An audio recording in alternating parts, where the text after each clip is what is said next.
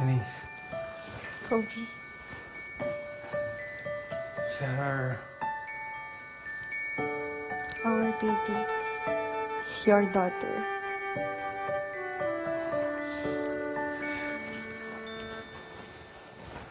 Ang cute niya. Hello. I'm Daddy.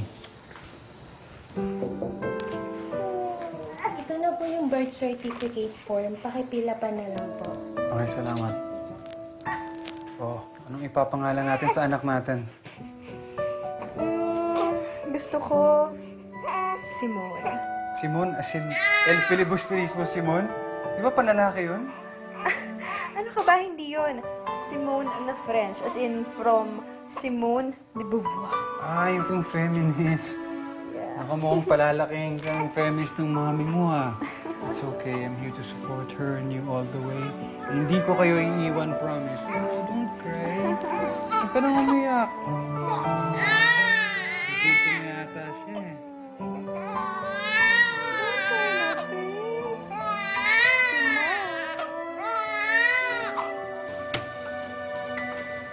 Tara, pasok. Sigurado ka bang okay lang sa'yo na mag-crash kami dito ni Simone? Siyempre naman. Ano nga doon ka sa bahay mo, if in-fumigate yun, di ba? Oo nga eh. Masama para sa bata yung ini-spray doon. Sensya na, medyo magulo tong bahay ko, ah. Mukhang wala nga masyadong pinagbago simula nung huling nandito ako. Talaga, ah. Anyway, kasya na kaya si Simone dito? Ano naman, malit naman siya, eh. Malit naman yung couch, eh. Kasya siya, di ba? Ano? Siyempre siguradong gugulong to, no? Gusto mo bang mahulog yung bata? Okay, my room. Kwarto ko na lang, kama ko na lang. Doon na lang kayo. Tama. Doon kaming dalawa ni Simone. At ikaw, dito ka lang sa sofa. Okay? Tapos, may kaserola ka, di ba? Pakilabas naman. Bakit? Papaluto ka ba? Hello? Siyempre, sterilize ko yung bote ng bata. Tsaka, please naman. Mag-ayos-ayos ka naman dito kasi ang gulo-gulo. Okay? Thank you.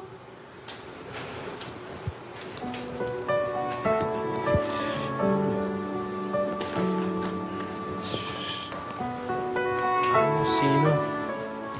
Kobe! Baka gusto mo iakit muna dito yung gamit ng bata. Parating na po!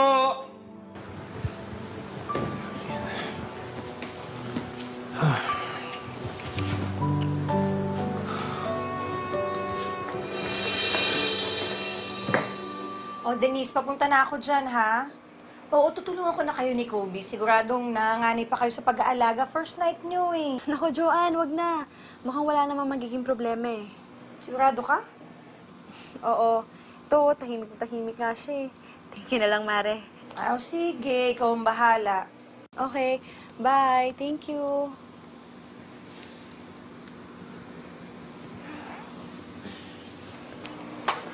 Mami, anong oras lakad mo mamaya?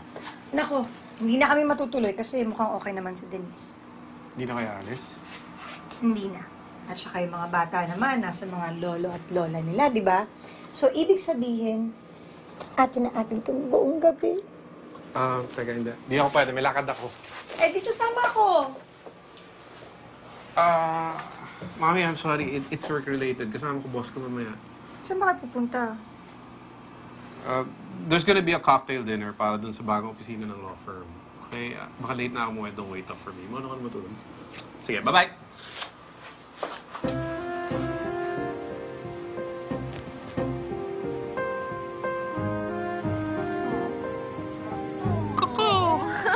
Tatawa siya. Kuko! Hindi ka pa mag-sleep eh. Denise, napansin ko na hindi ka nagbe-breastfeed. Ano kasi, hindi pa ako marunong mag-breastfeed. Kaya nga meron akong session bukas sa breastfeeding coach ni Joanne. Talaga? Sama ako. Samahan kita.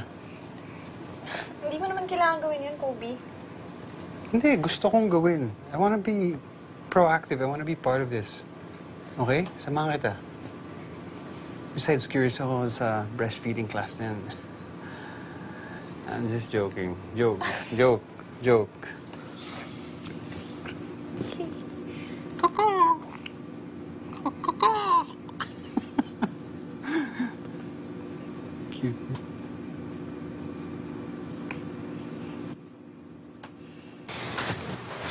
Tingnan mo yan si Simone. Pagkatapos kang ihian at saka natulog, pilya talaga yung anak ko. Anak natin. Okay, okay. Anak natin. Nga pala, ipapabigay ko dapat sa'yo ito kanina eh. Kaso lang sa sobrang tarata, hindi ko naabot sa'yo. Ano to? Kontrata na magbibigay ako ng monthly child support. Tsaka obligado ako na samahan ka sa mga special dates and occasions. Birthday ni Simone. Mother's Day. Father's Day, Christmas, New Year's, etc. Kobe. Hindi mo naman kailangan gawin to eh. I know, pero gusto kong gawin. Alam mo, Denise, I really like na nandito kayo sa bahay ko. Kahit hassle? Konting hassle. Pero, alam mo yun, kung sa akin lang, kung pwede lang, wag na kayo umalis. Anong sinasabi mo? Sinasabi ko,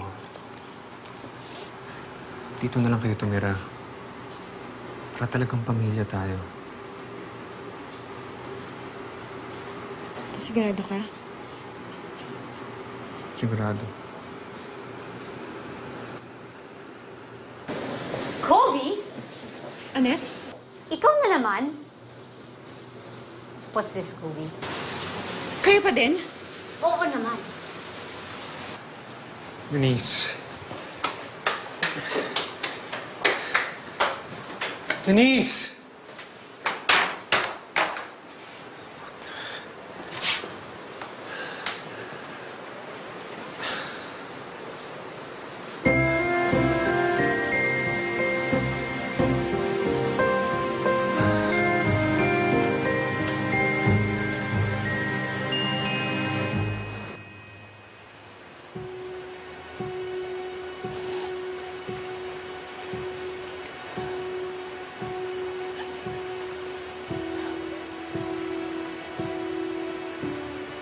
Denise, nakatulog na si Simone. Binabantayan na ni Greg. Kapal na mukha niya. Lakas ng loob niya na dalhin kami na si Mondo sa bahay tapos may girlfriend pa pala siya. Eh, ano naman ang gusto mong gawin yan si Kobe? Iwalayan si Annette para makalipat na kayo sa kanya. Hindi. Ano ba niya ako? Baby maker. Wala akong karapatan, no? Yan na nga yung sinasabi ko, di ba? Delikado na nga yung sitwasyon ninyo.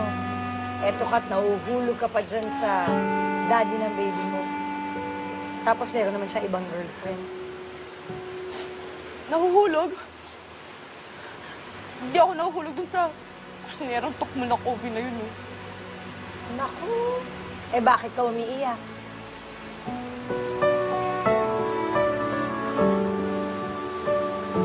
Wala lang. Frustrated ako eh. Hindi ko wala na akong ginawan tama. Pati pagpapadede sa anak ko, hindi ko magawa.